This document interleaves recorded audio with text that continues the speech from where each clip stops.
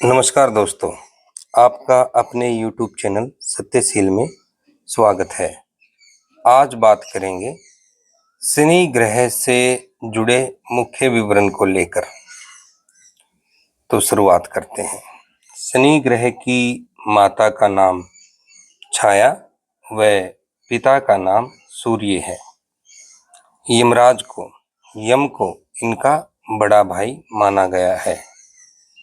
जब शनि दंडित करते हैं तो यम भी उनका सहयोग करते हैं। शुक्र और बुध दोनों ग्रह इनके मित्र ग्रह हैं और गुरु इनके लिए समग्रह हैं। जो भी व्यक्ति राशियों के बारे में जानता है या थोड़ा सा भी ज्योतिष को जानता है तो उन्हें पता है कि धनु और मीन राशि के बीच में ही शनि की दो राशियां आती हैं, मकर व कुंभ। यानी गुरु ने इन्हें कंट्रोल कर रखा है। गुरु ज्ञानवान और ये भी न्याय के कारक ग्रह हैं। इनके आदेश पर शनि हमें दंडित करते हैं। सूर्य, चंद्र और मंगल ये तीनों ग्रह शनि के शत्रु ग्रह हैं। तुला राशि में शनि को उच्च का माना गया है। तुला राशि समाज की राशि है और न्याय की राशि है और ये आप सब अवगत हैं कि शनि एक सामाजिक और न्यायप्रिय ग्रह है, तो इसलिए इस राशि में ये उच्च के होते हैं। मेष राशि में शनि नीच के होते हैं। उसका कारण ये है कि मेष एक अग्नि तत्व की राशि है और और बड़ी जल्दबाज वाली राशि है। मेष लग्न वालों को धैर्य नहीं होता है, हर काम की शुरुआत करने के लिए उतावलापन रहता है। जबकि शनि एक धीमी गति से चलने वाले ग्रह हैं, इसलिए ये इस राशि में शुभ फल नहीं दे पाते हैं। सप्तमी और द्वादशी तिथि ये दोनों तिथियां शनि ग्रह के तहत आती हैं। मकर व कुंभ इनकी सब राशि है, लेकिन इनकी मूल त्रिकोण राशि कुंभ है। ये कुंभ राशि में ज्यादा अच्छा फील करते हैं। ये इनका हेडक्वार्टर है ये राशि। मकर राशि का शिवलिंग भीमाशंकर और कुंभ राशि का शिवलिंग केदारनाथ बनता है। दिशाओं में ये पश्चिम दिशा का प्रतिनिधित्व करते हैं। अगर आपने अपने घर में पश्चिम दिशा में कुछ गलत निर्माण कर दिया है या कबाड़ रख दिया है या वो दीवार अच्छी नहीं है तो ये जानिए कुंडली में शनि भी ज्यादा बेस्ट नहीं है, वास्तु दोष है वहां पर और वो दोष शनि के कारण है, तो वो कुंडली में भी शनि अच्छा नहीं मिलेगा। रंग में काला व नीला रंग दो रंगों का ये प्रतिनिधित्व करते हैं। और आपने भी देखा होगा शनिदेव के चित्रों में कहीं कहीं इन्हें काले रंग का दर्शाया गया है और कहीं कहीं इन्हें नीले रंग का दर्शाया गया है। अब बात करते हैं इनकी रत्न की। नीलम इनका मुख्य रत्न है, वह कटेला उपरत्न है। जो व्यक्ति अभाव के कारण नीलम ना धारण कर पाए उनके लिए फिर कटेला उपयुक्त है। और रुद्राक्ष में 7 मुखी रुद्राक्ष का ही प्रतिनिधित्व करते हैं। 7 मुखी रुद्राक्ष शनि के तहत आएगा। कुंडली के 6, 8 और 12 भाव के मुख्य कारक ग्रह हैं शनि। छठे भाव को हम रोग, ऋण, शत्रुता से देखते हैं और नौकरी का भाव भी छठा ही है। 8वें भाव को अपयश, बदनामी, मृत्यु के लिए हम 8वें भाव का विचार करेंगे और 12वें भाव से खर्च, जेल और हॉस्पिटल का विचार करेंगे। अब ये तीनों भाव शुभ नहीं है और तीनों का प्रतिनिधित्व शनि स्वयं करते हैं। चंद्र से अगर केंद्र स्थान में शनि हो चंद्रमा जहाँ बैठा है, या तो वो चंद्रमा के साथ हो या उनसे चौथे, सातवें, 10वें भाव में शनि बैठे हो, तो भले ही जातक कितना भी धनी बन जाए, लेकिन इन्हें मानसिक पीड़ा चलती रहती है। मानसिक पीड़ा देता है, अकारण भय देता है। अगर शनि सव राशि या उच्च के होकर कुंडली के पहले, चौथे, सातवें और 10वें केंद्र भाव में स्थित हो, तो ये पंच महापुरुषों में से सस नामक योग बनाते हैं। सस योग वाले जातक कर्मठ, संघर्षशील और गरीबों का प्रतिनिधित्व करने वाले होते हैं। वृषभ व तुला लगन में शनि पूर्ण योग कारक ग्रह माने गए हैं। इन लगनों में ये शुभ फल देते पाए गए हैं। पुष्य, अनुराधा और उत्तरा भाद्रपद, ये तीनों नक्षत्र शनि ग्रह के तहत आएंगे। शनि ग्रह के बारे में सब अवगत हैं कि ये सबसे धीमी गति से चलने वाले ग्रह हैं। बहुत सी कहानियां जुड़ी हुई हैं। किसी कहानी में हनुमान जी ने इनकी टांग पर गदा मारी, किसी कहानी में ये है कि रावण ने इनके पांव को तोड़ दिया था। तो अलग अलग कहानियां हैं शास्त्रों में, लेकिन फिर भी ये कहेंगे कि ये सबसे धीमी गति से चलने वाले ग्रह हैं। ये जिस राशि में बैठते हैं उस राशि में ये 2.5 साल रहते हैं। 2.5 साल में एक राशि को क्रॉस करते हैं। चंद्रमा से जब 12वें भाव में गोचर करता हुआ शनि चंद्रमा से जब 12वें भाव में आता है, तो उस समय जीवन की साढ़े सती की शुरुआत होती है। साढ़े सती में जो सबसे खराब पीरियड होता है, वो जब साढ़े सती के बीच का चरण होता है ना, वो समय जातक के लिए सबसे खराब होता है। जो कर्म हम समाज से छुपकर या घर वालों से छुपकर करते हैं कि इन कर्मों के बारे में ना तो समाज को पता है ना घर वालों को पता है, वो जब शनि की बीच की ढैया आती है ना साढ़े सती के, तो उस समय वो सारे पाप कर्म समाज के सामने उजागर हो जाते हैं और आपकी पोल खुल जाती है। और शराफत का जो चोला है शनि महाराज उतार कर सामने रख देते हैं कि देखो असली चरित्र इनका ये है। चंद्रमा से शनि जब चौथे और 8वें भाव में गोचर करते हैं, उस समय को हम ढैया बोलते हैं। ये समय भी थोड़ा कष्टकारी समय होता है। बर्फीले व ठंडे स्थानों का, जहां सूर्य की रोशनी नहीं पहुंचती, वहां का प्रतिनिधित्व शनि करते हैं। तत्वों में इन्हें वायु तत्व प्रदान हुआ है और ये वात प्रधान ग्रह है। कुंडली में द्वादश भाव में बैठा शनि ये दर्शाता है कि जातक को सफलता अपने जन्म स्थान से दूर जाकर प्राप्त होगी। कुंडली में योग होते हैं, 27 योग होते हैं, जिसमें विषकुंभ, गंड व पृग नामक योगों का प्रतिनिधित्व शनि स्वयं करते हैं। योग हमारे जीवन में हम कितनी जल्दी सफल होंगे इसको दर्शाता है। दूसरा, हमारी मानसिकता, किसी कार्य को लेकर सोचने की मानसिकता कैसी होगी उनको दर्शाता है। करण, विष्टिकरण के स्वामी शनि बनते हैं।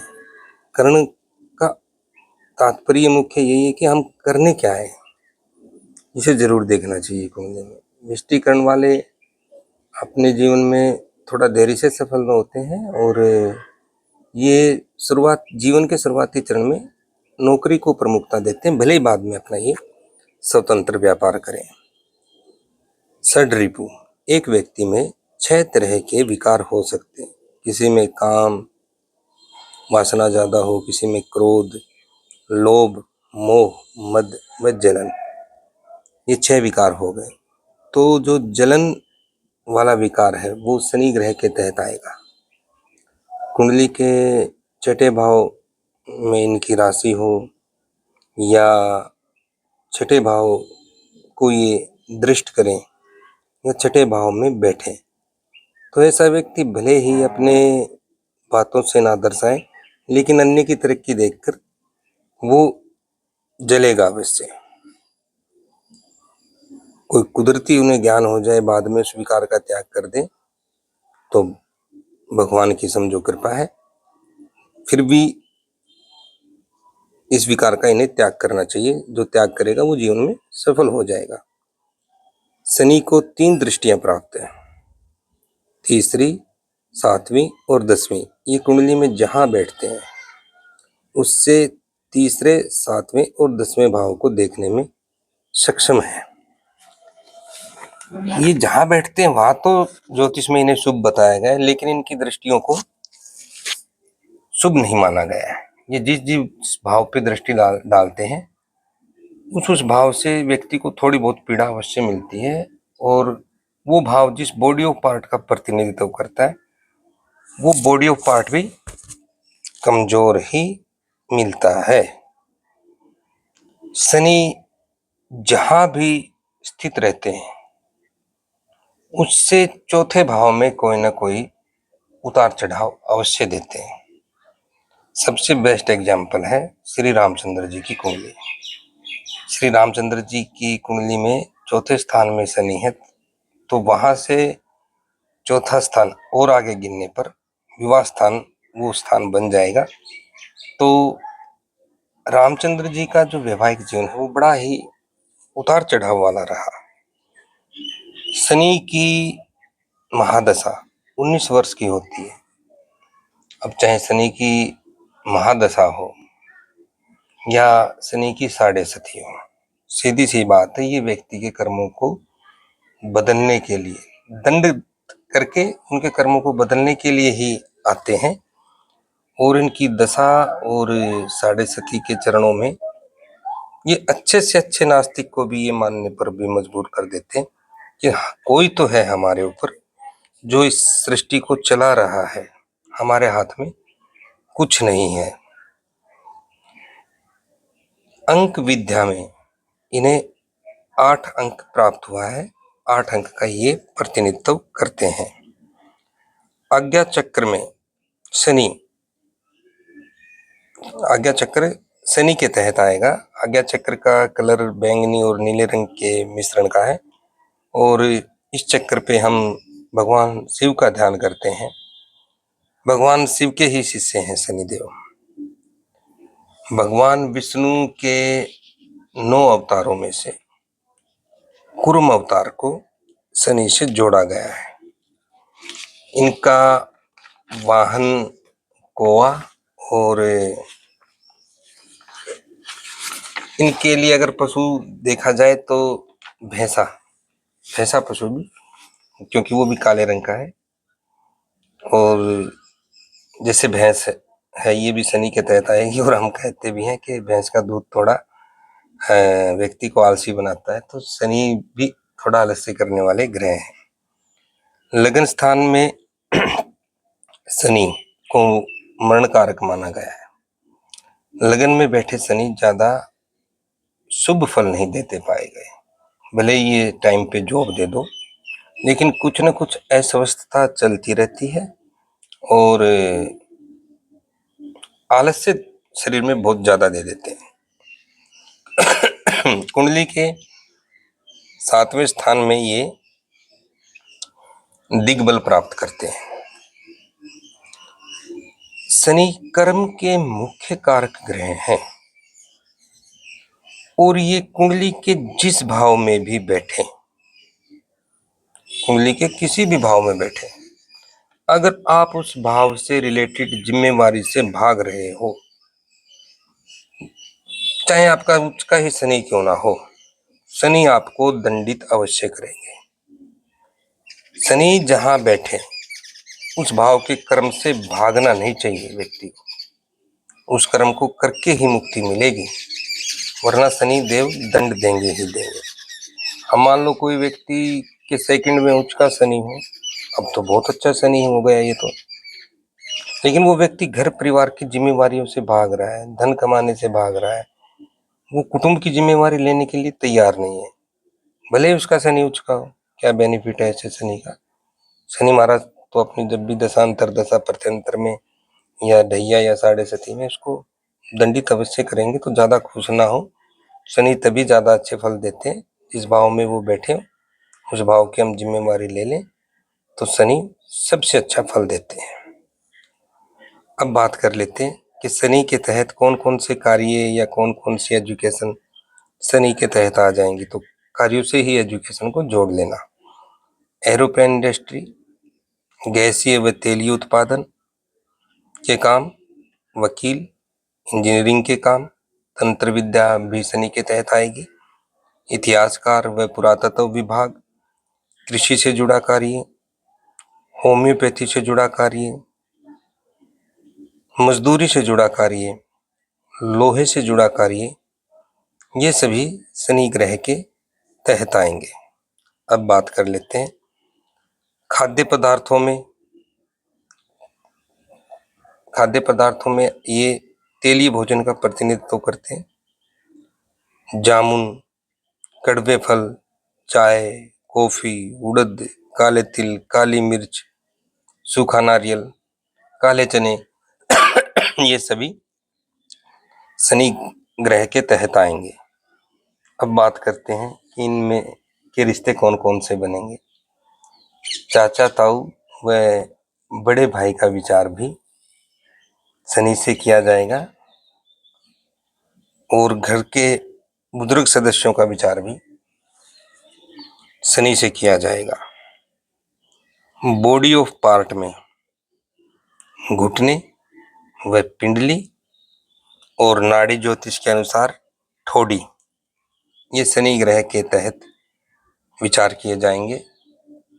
जिनकी कुंडली में थोड़ा शनि अच्छा हो या सौरासी या उच्च का बैठा हो तो देखोगे उनकी थोड़ी सी कुंडली थोड़ी लंबी मिलेगी।